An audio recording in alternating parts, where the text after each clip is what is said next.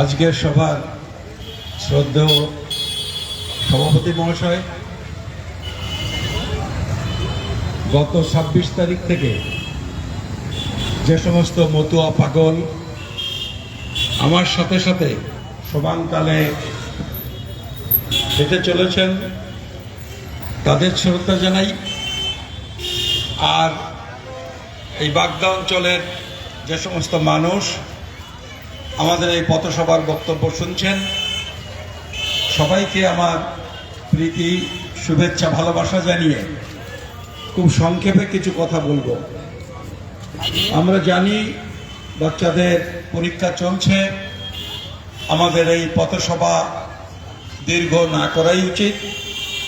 সেই কারণেই আমরা যতটা দ্রুত সম্ভব পথসভা শেষ করব। আমাদের মধ্যে কয়েকজন আছেন যারা কিছু কথা বলতে চাইছিলেন, তারা আজকে বলবেন না। তবুও আমি বলবো, এখানে ডাক্তার সজল বিশ্বাস, আপনি জানেন কাইনোর এমডি, একজন খুব ভালো ডাক্তার। ওনাকে আমরা বলেছিলাম আজকে পথসভায় আমাদের সাথ দেওয়ার জন্যে। উনি ঠাকুরনগর থেকে এসছেন, এই মাত্র এলেন। আমি বলার পরে খুব সংক্ষেপে সজল আর দুই চারটে কথা, ডাক্তার সজল দুই চারটে কথা বলবেন। দেখুন, আমরা ২৬ তারিখে করিমপুর থেকে শুরু করেছি। আমরা প্রথম দিন করিমপুর থেকে বেতাই হেঁটে এসে রাত্রি যাপন করেছি। পরের দিন আমরা বেতাই থেকে শুরু করেছি, তেহট্ট ঘাট পার হয়ে আমরা হাঁটতে হাঁটতে চলে গেছি বেতুয়াডাহরি। বেতুয়াডাহরিতে রাত কাটিয়েছি। বেতুয়াডাহরি থেকে কৃষ্ণনগর, কৃষ্ণনগর থেকে স্বর্ণখালীকে রাত কাটিয়ে পরের দিন আমরা রাত কাটিয়েছি হাঁটতে হাঁটতে এসে বগুলা থেকে আমরা হাঁটা শুরু করে শেষ করেছি ধানতলা। কালকে আমরা ধানতলা এইভাবে মিটিং করেছি। যেখানে আমরা শেষ করেছি সেখানে পথসভা আমরা করেছি। আজকে আমরা সকালবেলায় ৭টার সময় শুরু করেছি ধানতলা থেকে পায়ে হেঁটে এই হেলেঞ্চা আসবার জন্যে। আসলে ঠিক ধানতলা না, আমরা শুরু করেছিলাম কি গোসাইয়ের নাম, হারাদম গোসাইয়ের বাড়ি থেকে। সেটা ধানতলা থেকে ২ কিলোমিটার দূরে। আমি এখানে বসে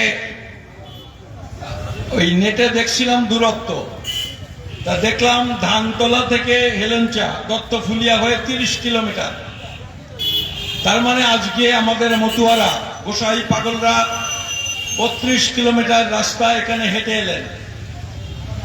আমরা হেঁটে এসে অত্যন্ত খুশি যে মতুয়া মহাসংঘ, অল ইন্ডিয়া মতুয়া মহাসংঘের বাগদা ব্লক কমিটি একটা সম্বর্ধনা, ছোট্ট হলেও একটা সম্বর্ধনা, একটা সম্মানের ব্যবস্থা এখানে করেছেন। এখানে এই সভার বন্দোবস্ত করেছেন বাগদা ব্লকের নেতৃবৃন্দ, প্রেসিডেন্ট গিরিশ দা, সেক্রেটারি, যুগ্ম সেক্রেটারি দুজন এবং অন্যান্য নেত্রীরা এখানে আছেন, আপনারা দেখছেন। আমরা খুব খুশি হয়েছি। আমরা রাস্তাতে বহু জায়গায় এরকম ব্যবহার পেয়েছি যা অত্যন্ত উৎসাহিত হওয়ার মতো, আবার কিছু কিছু ক্ষেত্রে বলতে দ্বিধা নেই, আমরা খুব কষ্টও পেয়েছি। ধরুন এই হেলেঞ্চার কথা, এই হেলেঞ্চাতে মতুয়া মহাসংঘের ২টো সংগঠন আছে। আরেকটি সংগঠন, তারা যদি আজকে হাজির থাকতো, যদিও তারা আমাকে বলেছিলেন তারা সব ব্যবস্থা করবেন, পরে বলেছিলেন তাদের মন্দিরে আমাদের একটা সম্বর্ধনা দেবেন, একটা টিফিনের ব্যবস্থা করবেন, কিন্তু অত্যন্ত দুঃখের কথা আজকে আমরা এখানে তাদের কাউকে পাচ্ছি না।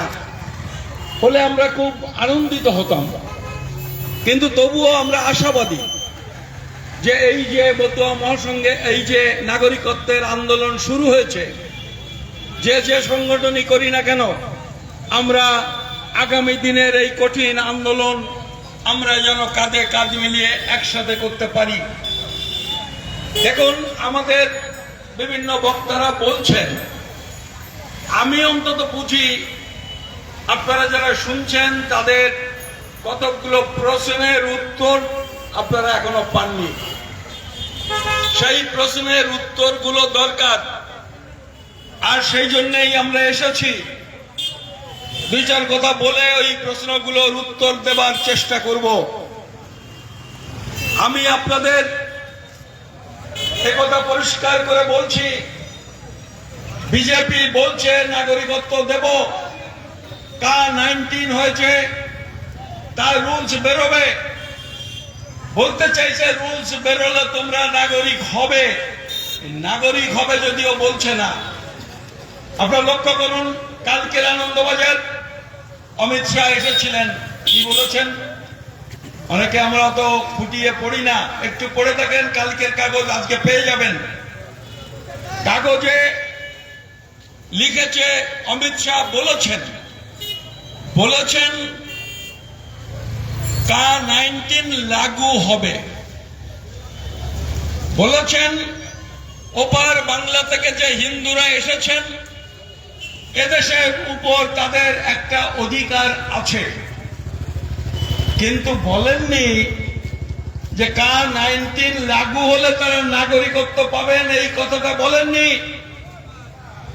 আপনি লক্ষ্য করুন, আমাদের ঠাকুর মশাই মন্ত্রী বা আমাদের কবিবর এমএলএ, তারা 3 বছর ধরে যে কথা বলছে, সেখানে বলছে K-19 লাগু হবে, রুলস বের হবে, তারা বলছে না নাগরিক হবে, বলছে না নাগরিকত্ব পাওয়া যাবে। এর মধ্যে একটা বড় ফাঁকি আছে। সেই ফাঁকিটা হলো, আমি স্পষ্ট করে বলছি, এটা আমার কথা নয়, আমার কথা আপনারা কেন শুনবেন? নরেন্দ্র মোদী বলছেন নাগরিকত্ব হয়ে যাবে, অমিত শাহ বলছেন নাগরিকত্ব হয়ে যাবে, তারা নাগরিকত্ব হয়ে যাবে। আর আমি যদি বলি ওই আইনে নাগরিকত্ব হবে না, আপনি আমার কথা কেন বিশ্বাস করবেন? আমি কে? তারা তো প্রধানমন্ত্রী, স্বরাষ্ট্রমন্ত্রী, তাদের মতো লোক বলছেন। আমরা বুঝি সাধারণ মানুষ তাদের কথায় বিশ্বাস করেন, কিন্তু আমি আপনাদের বলছি, আমার কথায় আপনার বিশ্বাস করার দরকার নেই।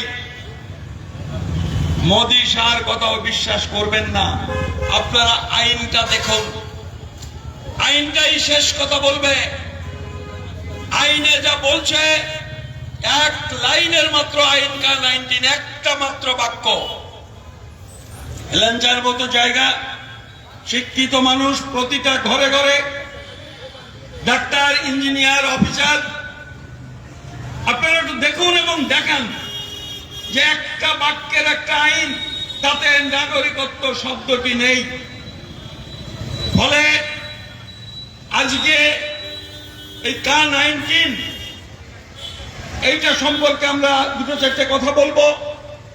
আবার একই সাথে এখানে মমতা দিদি, তিনি আমাদের বলছেন যাদের ভোটার কার্ড, আধার কার্ড আছে, তারা ভারতবর্ষের নাগরিক। তারা ভারতবর্ষের নাগরিক কিনা? আধার কার্ড, ভোটার কার্ড থাকলেই নাগরিক হওয়া যায় কি যায় না? মমতা বন্দ্যোপাধ্যায় বলছেন তারা নাগরিক, আর আমি বলছি ভোটার কার্ড, আধার কার্ড নাগরিকত্বের প্রমাণপত্র নয়। এনআরসি হলে এটা মানবে না, বিপদে পড়ে যাবেন। ফলে ক্ষেত্রেও আমি বলবো যে নেত্রীদের কথা, নেতাদের কথা শুনবেন না। নাগরিকত্ব আইনটা জানেন, সংবিধানটা জেনে নিন। আমি ঠিক সে কারণেই কয়েকটা কথা আপনাদের বলছি। আপনি যদি আইনটা জানেন, আপনি যদি আমাদের সংবিধানের নির্দেশটা জানেন, তাহলে আপনার বিভ্রান্ত হওয়ার কোনো ভয় থাকে না, ভুল বোঝার কোনো অবকাশ থাকে না। সেই কারণে আইনটা একটু জানা দরকার, সংবিধানটা জানা দরকার। আপনি নাগরিক কি নাগরিক নন? আমাদের দেশের সংবিধান বাবা সাহেব ডক্টর আম্বেদকরের চেয়ারম্যানশিপে যে সংবিধান রচিত হয়েছিল 1950 সালের 26শে জানুয়ারি, যে সংবিধান গৃহীত হয়েছিল, কার্যকরী হয়েছিল, সেই সংবিধানে স্পষ্ট বলা আছে, দেশ ভাগ হওয়ার পর, মানে পাকিস্তানটুকু আলাদা হয়ে যাওয়ার পর, এই যে ভারতবর্ষ, এই ভারতবর্ষে যারা 1947 সালের আগে 5 বছর ধরে যারা বসবাস করছেন তারা ভারতবর্ষের নাগরিক। 47 সালের আগে 5 বছর আগে থেকে যারা বসবাস করছেন তারা ভারতবর্ষের নাগরিক। আর কারা নাগরিক? বলা হয়েছে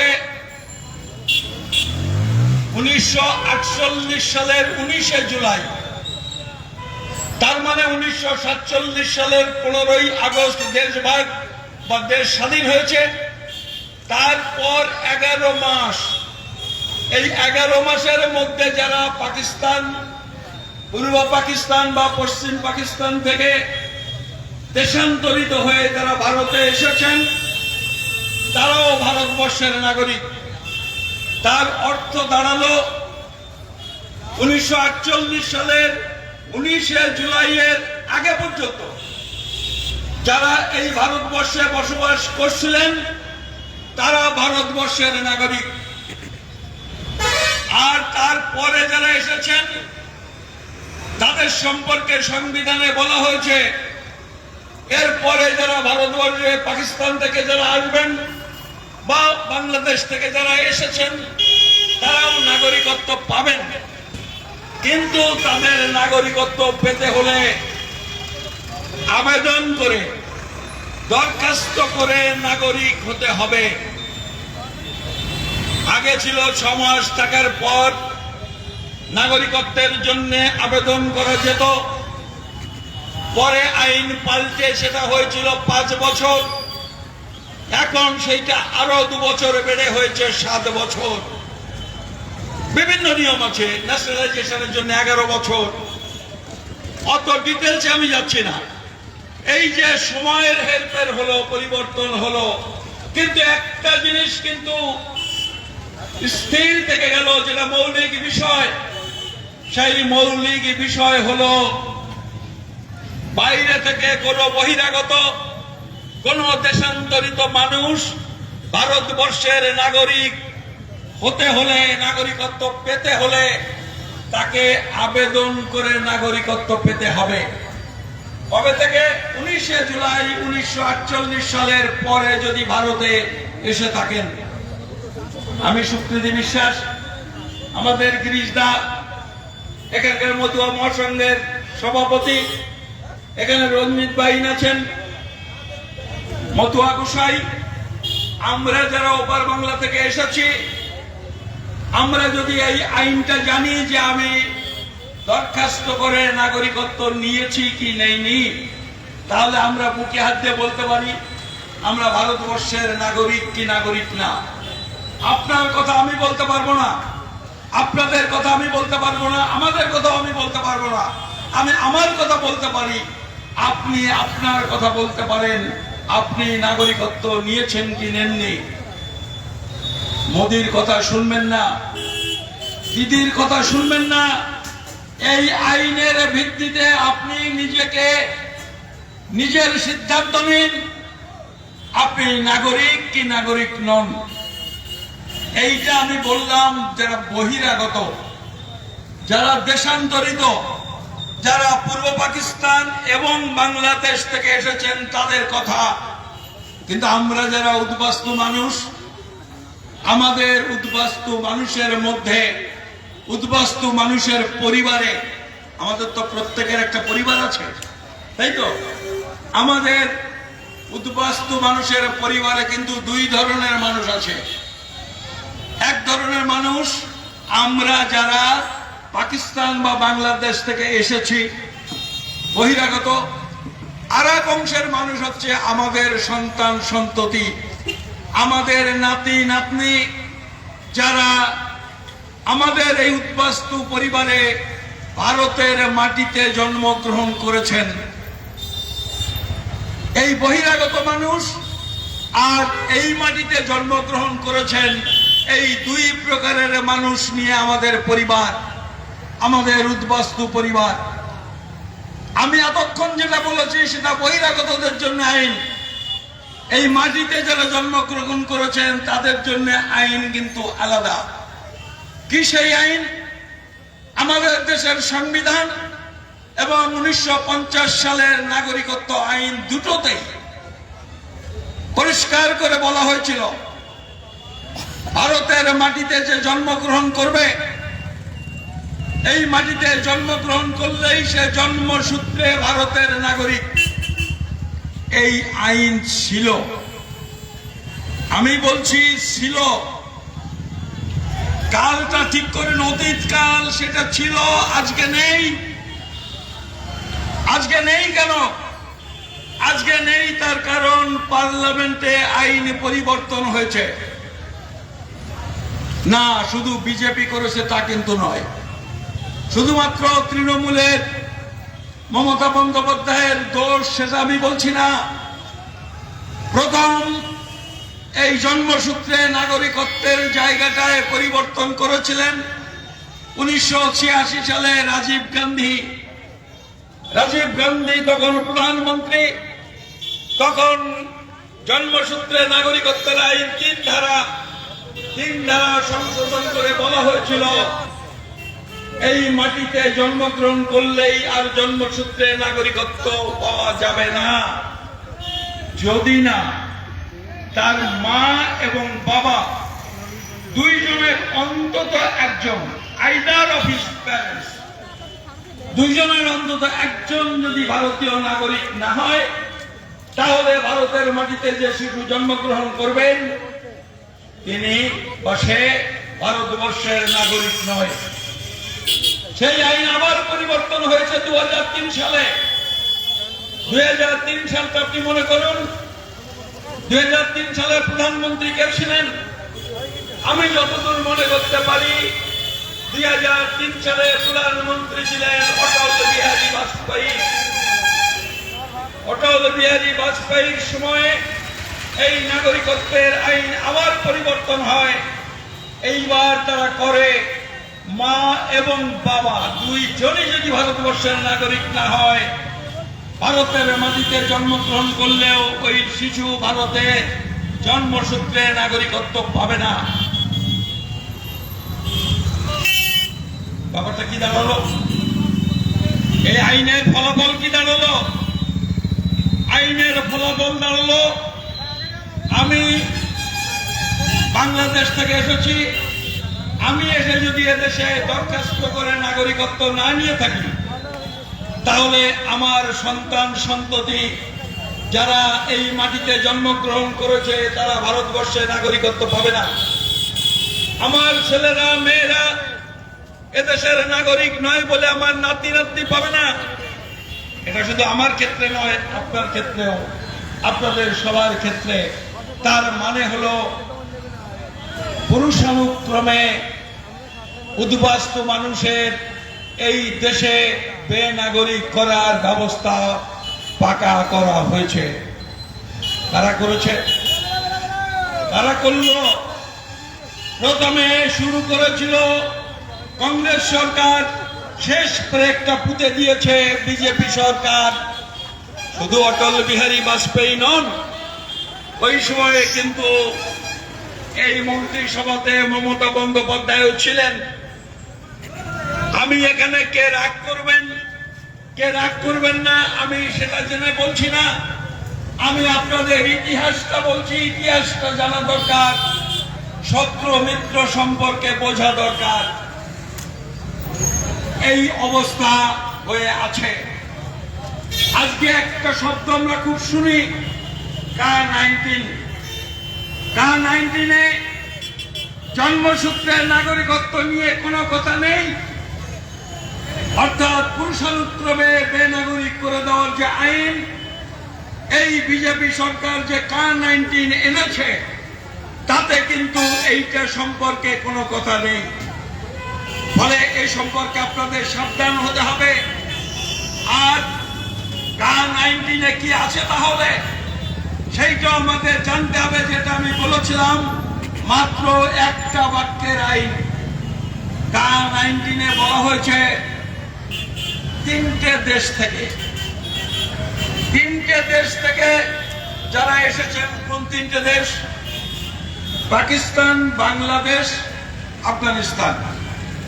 এই তিনটে দেশ থেকে 6টা সম্প্রদায়। কোন 6টা সম্প্রদায়? হিন্দু, বৌদ্ধ, শিখ, খ্রিস্টান, জৈন, পার্সি।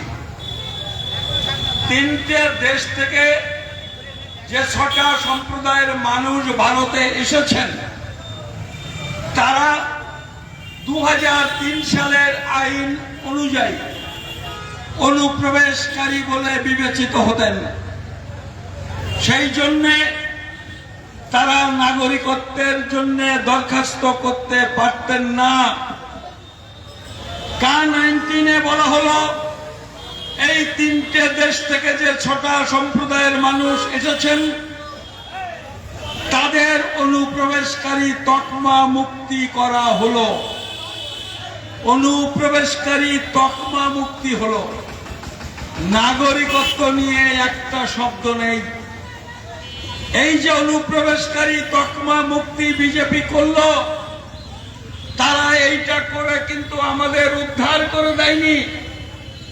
কেন বলছি আমি এ কথা? বলছি এই কথা এই কারণে, 2003 সালে 21B সেকশন, যেটা অটল বিহারী বাজপেয়ীর আমলে নতুন ভাবে নাগরিকত্ব আইনে ইন্ট্রোডিউস করা হয়েছিল, নতুন করে তৈরি করা হয়েছিল, সেই আইনেই বলা হয়েছিল হিন্দু, বৌদ্ধ, খ্রিস্টানরাও অনুপ্রবেশকারী। ফলে হিন্দুদের 2003 সালে অনুপ্রবেশকারী তকমা দিয়েছিল বিজেপি সরকার। মতুয়া এবং উদ্বাস্তুদের আন্দোলনের চাপে মতুয়া এবং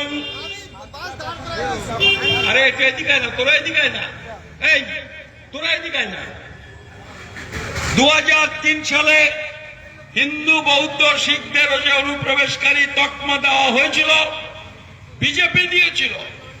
মতুয়া এবং উদ্বাস্তুদের 16 বছরের আন্দোলনের ফলে চাপে পড়ে ভোট পাওয়ার স্বার্থে তাদের নিজেদের করা আইনে একটা সংশোধন তারা আনলো। আগে অনুপ্রবেশকারী ঘোষণা করেছিল, K-19 সেই তকমা থেকে মুক্তি দিল। তারাই তকমা দিয়েছিল, তারাই তকমা মুক্তি ঘটালো। তার বেশি কিছু নেই। ফলে আজকে আপনি চাইলে নাগরিকত্বের জন্য দরখাস্ত করতে পারেন, রুলস না হলেও করতে পারেন, কারণ রাষ্ট্রপতির স্বাক্ষরের পরে আজকে K-19 কিন্তু লাগু হয়ে গেছে। লাগু হয়ে গেছে বলেই বনগাঁ দক্ষিণের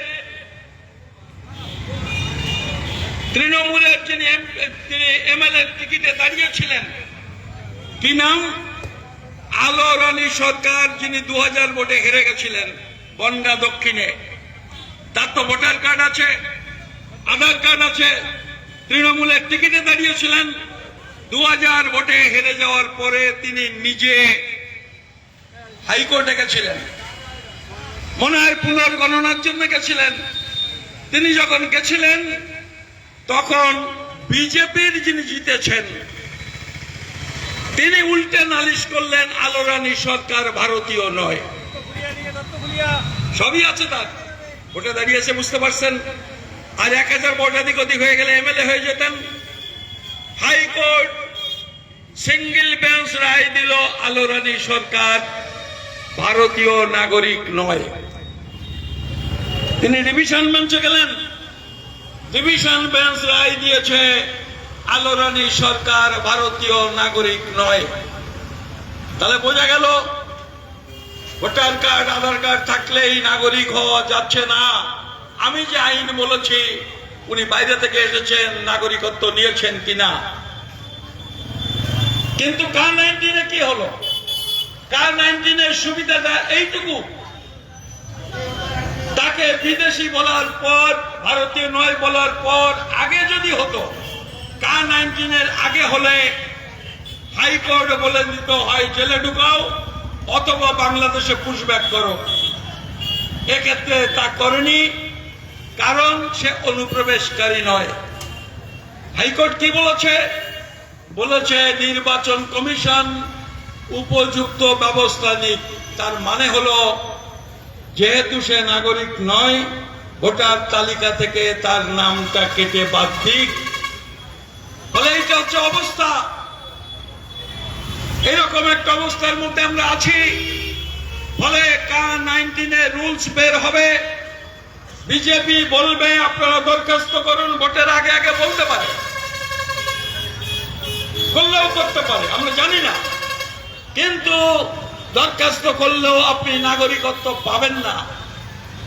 কেন পাবেন না জানেন? পাবেন না তার কারণ হলো নাগরিকত্ব পাওয়ার ক্ষেত্রে 3টে কন্ডিশন বিজেপি গভর্নমেন্ট লাগু করে দিয়েছে।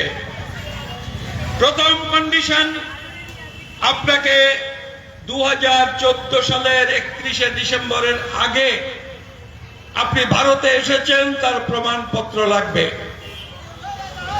আমার ব্যক্তিগত ধারণা বেশিরভাগ মানুষ এই শর্ত পূরণ করতে পারবে, খুব অসুবিধে তাদের হবে না, বেশি মানুষের অসুবিধে হবে না। কিন্তু দ্বিতীয় কন্ডিশন হলো K-19 এর পরে ভারতবর্ষের নাগরিক তারাই পাবেন যারা ধর্মীয় কারণে নির্যাতিত হয়ে ভারতে এসেছেন অথবা নির্যাতিত হওয়ার আশঙ্কায় এসেছেন। আমরা এটা জানি, আমরা বেশিরভাগ মানুষ নির্যাতিত হয়ে আসিনি, আমরা নির্যাতিত হওয়ার আশঙ্কায় এসেছি। আমরা মনে করেছি এখন হয়তো খুব অসুবিধে নেই, আগামী দিনে কি হবে, আমাদের পরবর্তী প্রজন্ম সেখানে কি না জানি সমস্যায় পড়বে, যার জন্য আমরা দেশ ত্যাগ করে এসেছি, এবং অন্যান্য কিছু কারণও হয়তো তার সঙ্গে আছে। কিন্তু তার কি প্রমাণপত্র দেব আমরা? কি প্রমাণপত্র আপনি দেবেন দরখাস্তর সাথে যে আপনি ধর্মীয় কারণে নির্যাতিত হয়েছেন বা তার আশঙ্কায় দেশ ত্যাগ করেছেন? এর কোনো প্রমাণ আমরা দিতে পারবো না, তাই নাগরিকত্ব হবে না। আর তৃতীয় প্রমাণটা কি জানেন? তৃতীয় প্রমাণ হলো ওই যে বলেছে 3টে দেশ থেকে আসলে সুযোগ পাবেন। প্রতি শুক্রবার ফলে আপনি যে বাংলাদেশ থেকে এসেছেন, পূর্ব পাকিস্তান থেকে এসেছেন, তার একটা প্রমাণপত্র লাগবে।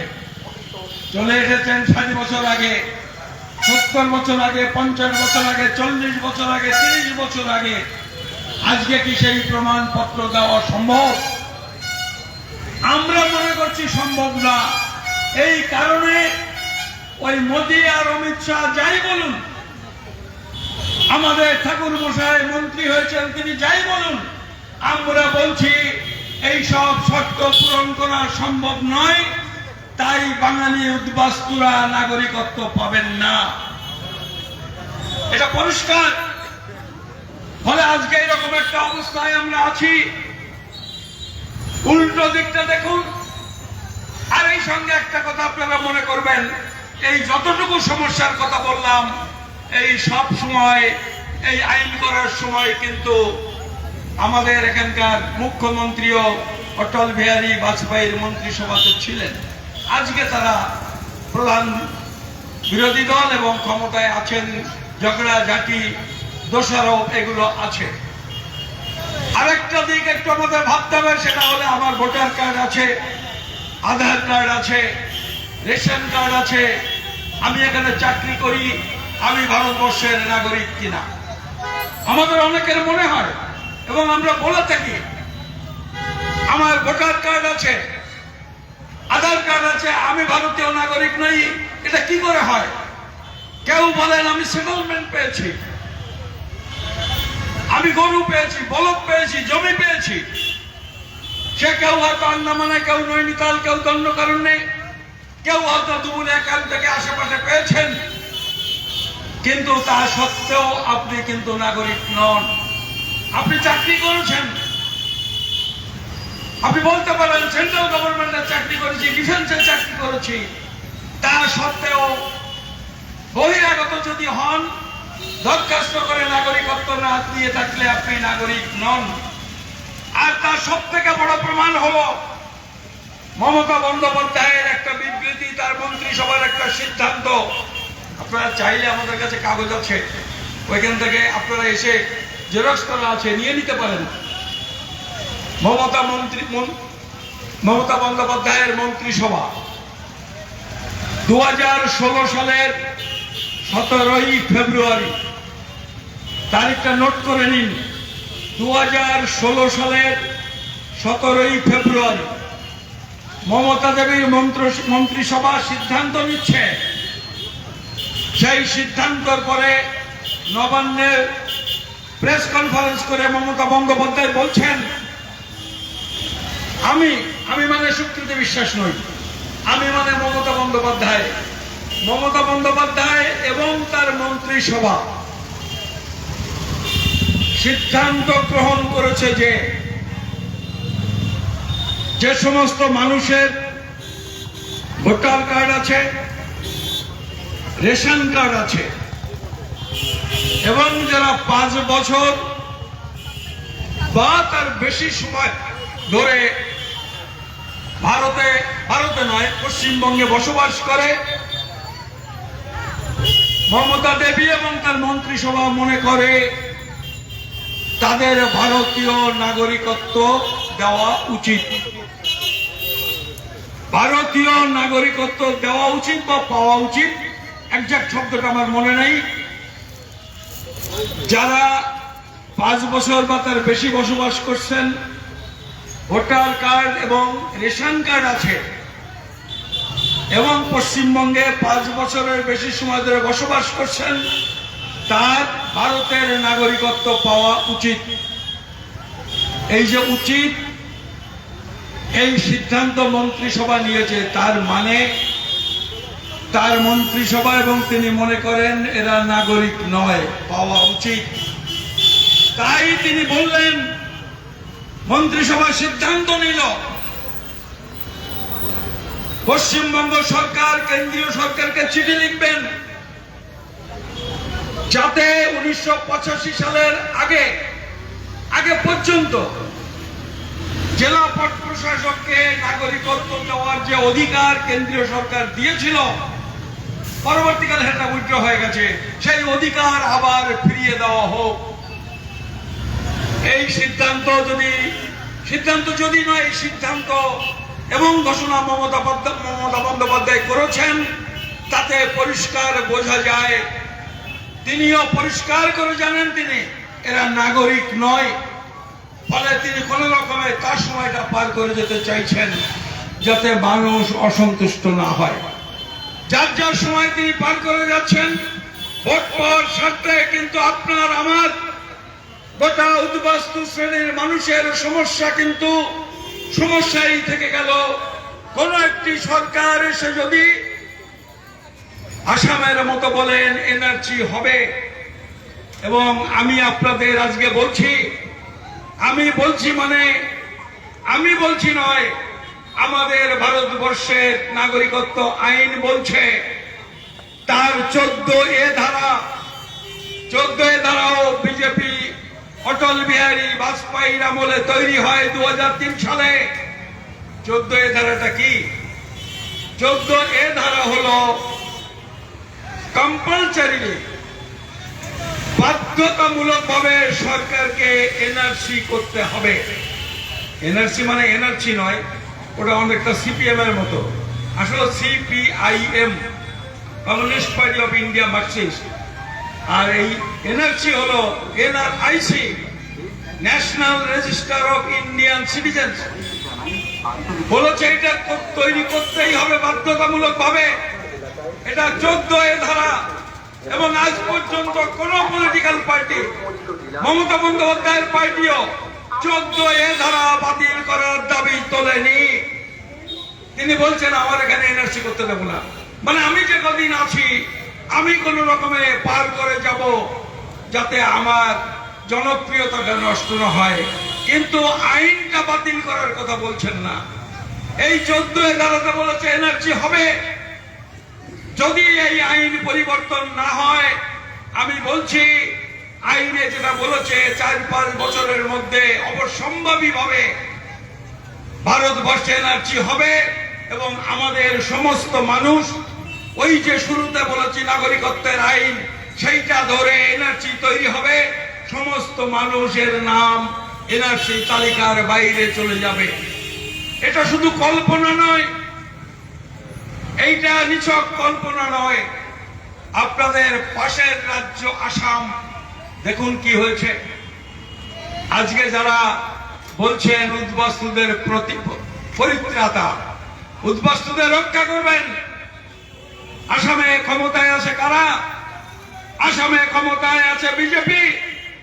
বিজেপির নেতৃত্বে আসামে এনআরসি হয়েছে। ছোট রাজ্য, অল্প লোক, কত লোক বাদ পড়েছে? 19 লক্ষ লোক বাদ পড়েছে। 71 সালের আগে থেকে বাস করে এই রাজ্যে, আসাম রাজ্যে 71 সালের আগে থাকতে এমন 19 লক্ষ লোকের নাম ভোটার তালিকা থেকে, নাগরিকত্বের তালিকা থেকে বাদ পড়লো, এনআরসি থেকে বাদ পড়লো। পশ্চিম বাংলায় যদি এটা হয়, অন্তত 2 কোটি মানুষের নাম এনআরসি তালিকার বাইরে যাবে।